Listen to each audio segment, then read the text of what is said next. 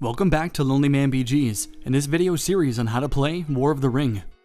In this video, we'll be continuing on with our examination of the Fellowship of the Ring. If you remember from the last video, this is the Fellowship track, which is used to track the secret movements of the Ring Bearers. When resolving the action dice, the Free People's player may decide to advance the Fellowship counter by using a character result, or by using an event card. Every time the Fellowship moves, the progress counter advances one step forward. After each movement, the Shadow player gets a chance to hunt for the Fellowship, which will be gone over in the next video. Sauron will do this by corrupting the Ring Bearers, killing companions, or even just locating where the Fellowship is. As the Fellowship continues to move throughout a turn, the hunt becomes increasingly dangerous. When an action die is used to move the Fellowship, it is in turn added to the hunt box after the hunt has been completed. This adds bonuses to the hunt roll. There is one exception, which is for event cards. If the Fellowship is moved using an event card, no action die is added to the hunt box. The numbered steps on the track represent the distance traveled by the Fellowship from its last known position. The position of the Fellowship is only determined by the following. 1. The Free People's player decides to declare the position of the Fellowship. 2. A hunt for the ring is successful and reveals the Fellowship. In either case, the Ring Bearer's figure moves to a new position on the game board, and the progress counter is reset to the 0 space. Just like other characters, the Ring Bearers do not cross black borders. Let's look at the differences in declaring and revealing.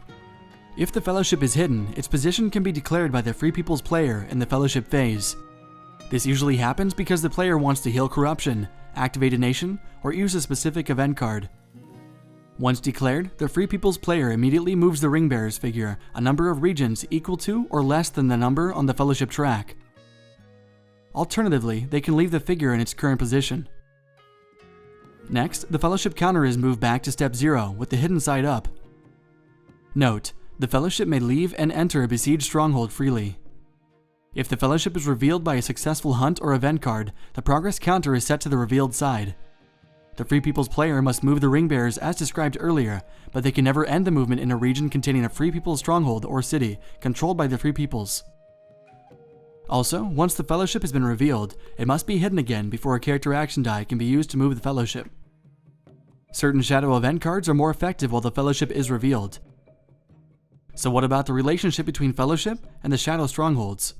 Well, if the Fellowship is revealed, and the path moves through, moves from, moves into, or stays in a Shadow Stronghold controlled by the Shadow player, a hunt tile is immediately drawn. If the path contains multiple Shadow Strongholds, one hunt tile is drawn for each. These drawings are in addition to any other effects of a successful hunt, which is again the next video. In order to hide the Fellowship, the Free People's player can use a character action die during the action resolution phase, or play an appropriate event card. This die would not be added to the hunt box. If the player wants to move the hidden Fellowship, they must use another character action. The Ring Bearers can heal some corruption by declaring in a region that contains a Free People's city or stronghold, as long as it is not under control by the Shadow player. 1 point of corruption is healed to a minimum of 0 when declared in this way. When the Fellowship decides to remain in one of these cities or strongholds, during each Fellowship phase they may declare them in that region to heal 1 corruption. The final task on our agenda is the separation of companions from the Fellowship. While a companion is in the Fellowship, they can act in 2 ways. They can be the guide of the Fellowship, and they can influence the hunt for the ring. During the action resolution phase, the player can separate one or a group of companions from the Fellowship using a character action die. The companion figure is then moved from the Fellowship box to the region on the map where the Ring Bearer's figure is located. A single companion can move a number of regions up to the number shown on the Fellowship track, plus the companion level. A group of companions that separates can do the same, using the highest companion level in that group. If a group moves this way, they must move to the same region. If the Ring Bearers are in a region containing the besieged stronghold controlled by the Free Peoples, the companions separate into the stronghold and cannot leave. Once a companion is separated, both the character card and the counter are removed. If the guide separates, one of the remaining companions, with the highest level, becomes the new guide.